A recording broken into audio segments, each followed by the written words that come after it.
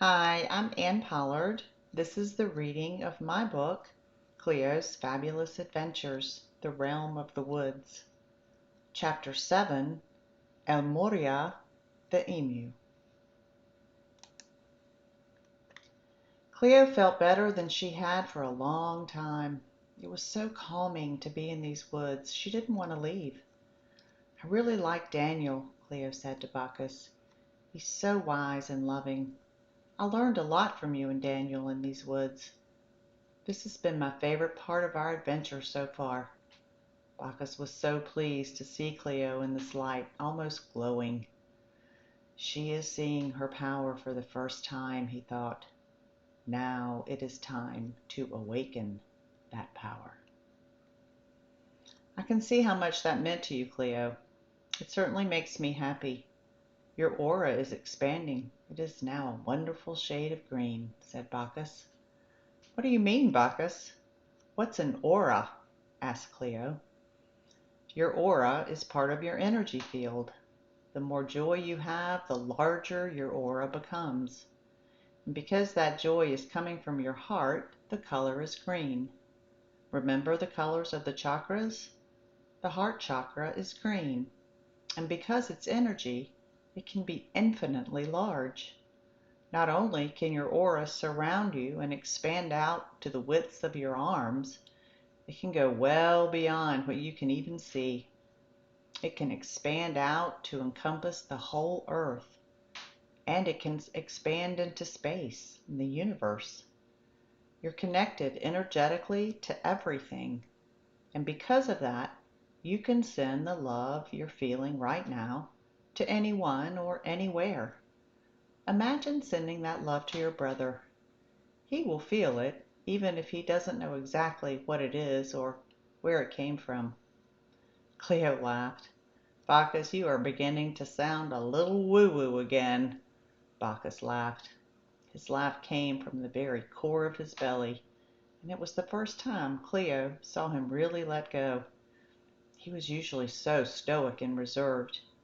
She liked to see him like this, and it just made her laugh even harder. It reminded her of when she and her brother would laugh so hard that they both fell to the floor holding their bellies. She instinctively put her hands on her belly to contain the glee. Bacchus said, I bet you can feel that joy and laughter in your belly, your sacral chakra. That's where you feel pleasure, childlike pleasure like you had with your brother. Remember that feeling, Cleo, and where you feel it. We have a long way to go to get to our next destination, so we should begin, said Bacchus. He turned toward the path, and Cleo followed. She noticed she was skipping. They walked for what seemed to be hours.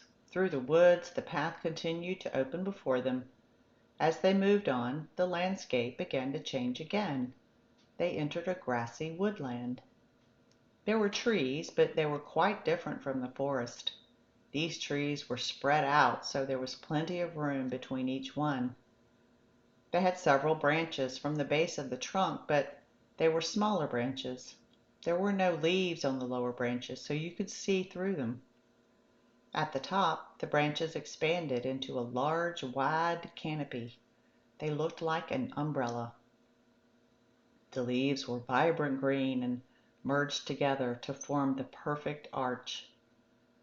They dotted the landscape for as far as Cleo could see. On the ground, there was scrub brush and grasses. The ground had a tint of yellow, light green, and tan, and was covered in short, stubby grass. The bushes in between were sparse, but the colors matched those of the trees. As they approached, Cleo could only think that this looked like a beautiful painting. The air was dry, also unlike the forest. It was arid and warm. Cleo thought how nice it felt on her skin. The sky was an amazing blue with a few clouds striated across it. There was a wonderful melody of birds chirping and singing. Their songs blended into a symphony of sounds, and it was impossible to tell how many different songs made up the melody. and it smelled so earthy, rich, and vibrant. It had the smell of what Cleo could only describe as wild. Then in the distance they heard a low-pitched drumming sound. Cleo could not remember hearing anything like this. As the sound grew louder, it became more like deep, rolling grunts and thumping. It was guttural and growing louder. Then they heard the stomp of very strong and rhythmic footsteps. As Bacchus and Cleo looked toward the sound, they saw an emu coming towards them. He was very tall and erect. His body was covered in grayish-brown feathers that were shaggy and long.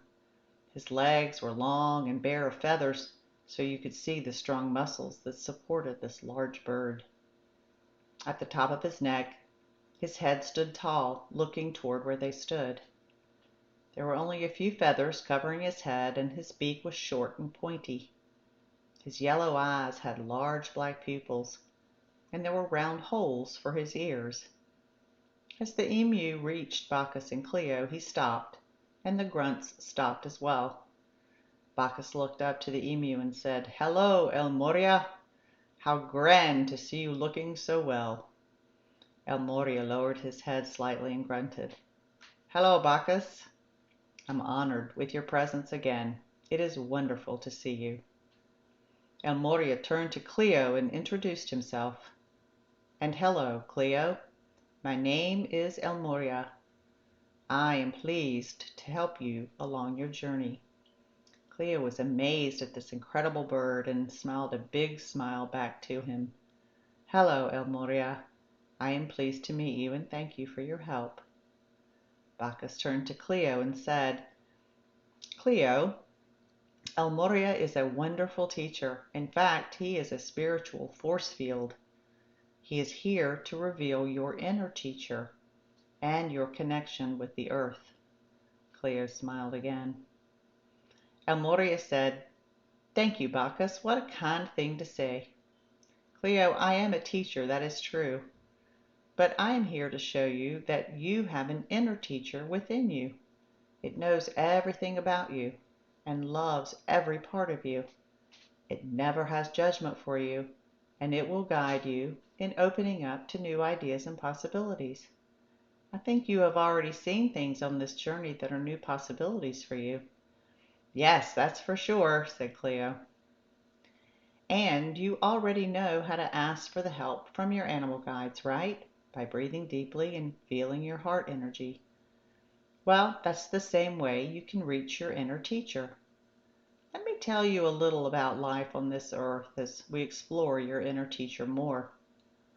Everyone on earth has a state of being. It is the core of who you are, and it cannot be changed. That state of being is unconditional love. It is who you are always, even if you choose to forget that at times.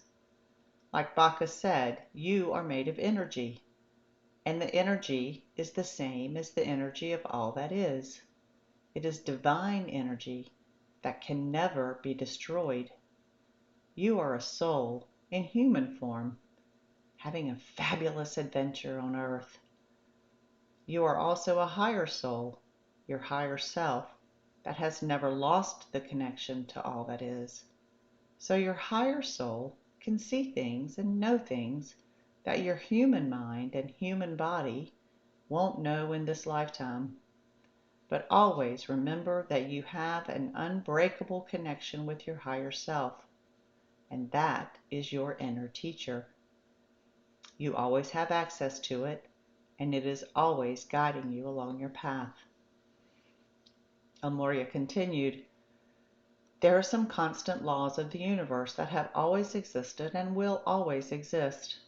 The greatest of these is that everything is created in unconditional love.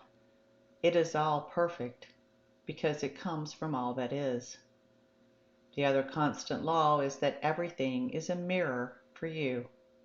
What you have inside you and what you put out to the universe is what you get back. It can work no other way. So whether you're consciously creating or unconsciously creating, you are always creating, and so is everyone else. and you are always learning new things about yourself. So you see, everything that happens for you, not to you. It allows you to see things you like and things you don't like so you can choose how you want to live. Maybe you've in the past said something like, I shouldn't have done that. But in fact, you should have, because it showed you something that you can now choose to keep or release. It's a constant process of making choices, and you're always doing it. Each individual has the choice to create what reality they want to live in. It's the frequency that you connect with, and you can change your frequency at any time you want. So you can choose to live in the frequency of lack and fear, or you can choose to live in the frequency of love. And because love is your natural state of being, it is the easier choice, whether it seems that way or not. Cleo thought for a moment about what Morya was saying. It didn't all make sense, but it was very intriguing. This is all new to me, said Cleo, and I'm not sure I completely understand it all. If I'm creating my own reality all the time, then how can you explain the car crash that killed my parents and injured me and my brother? I wouldn't have wanted that to happen, so how could I have created it? Yes, that's an excellent question and shows you are beginning to understand. As I said, you are creating unconsciously as well as consciously, and your unconscious mind is your subconscious. And like everyone else, you begin to develop your subconscious when you were just a child. You were born with no beliefs and therefore no lack, no fear, no limitations. But thousands of years of human group consciousness has existed and formed on Earth. That begins to become part of your subconscious. It's usually feelings of limitation and lack, and very much the feeling of fear. As you grow up, you also begin to take on the beliefs of your family and your community. Since your parents fed you and clothed you from birth, you associated that survival with them and their beliefs. And so you imprinted those beliefs into your subconscious. There's nothing wrong with that. It's the path of the human species. And your subconscious mind is there to help protect you. So when you're presented with things that you don't know or understand, your subconscious will tell you to reject it, to fight it, because it's protecting you from the unknown. As you grow up, you develop more and more beliefs. And these beliefs are part of what you are sending out to the universe as a frequency. And that is then what you get back. Cleo said, yes, I do know about the subconscious and I understand how my beliefs are created and how they impact my life. So that makes sense to me, but I still don't understand how I could have created the car accident. Okay, Morya said, let's do some exploring. Tell me about some of the beliefs that you have about yourself. Well, Cleo thought, world can be a tough place sometimes and I have to push and fight for what I want. There are people who seem to have everything they want, but I'm not one of them. That's good, Cleo. You're feeling some of your beliefs. But why do you feel that you are not someone who can have anything they want? Asked Morya. I guess I feel like I'm not worthy of having the things that I want, said Cleo. Again, that's a great observation, said Morya. This is a common feeling for most humans. Remember what I said about the universal laws? If that is your belief, and there's nothing wrong with it, then that is what your frequency is, and therefore that's what comes back to you. It's where your focus is, and what you focus on is what you get. And the focus draws things to you that you may not consciously want. But as you attract those things, you can now look at them from a different perspective. You can observe it from the audience. And now you can decide whether you want to keep that belief or whether you want something else.